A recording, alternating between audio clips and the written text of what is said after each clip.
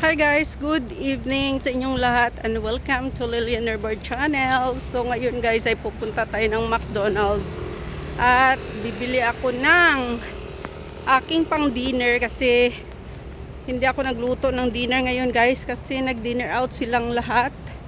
So ako lang mag-isa sa bahay, kaya ayan, yung kintab na ng mukha ko. Punta tayo ng McDonald's guys at bibili ako ng ating makakain. Kung ano lang makita ko doon mamaya.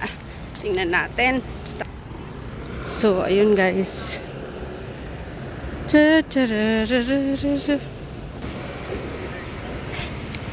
Dito tayo. Ito, the Pizza Pig. Pizza Pig. Kung sushi kasi malayo na eh. Doon kasi bilihan ng sushi sa may MTR station. Layo na. So, ang pinakamalapit ay itong McDonald's. Tingnan natin kung ano naman. Iwan ko kung mag-burger pa ako or french fries lang. Kasi nag-lunch ako ng kanin kanina guys.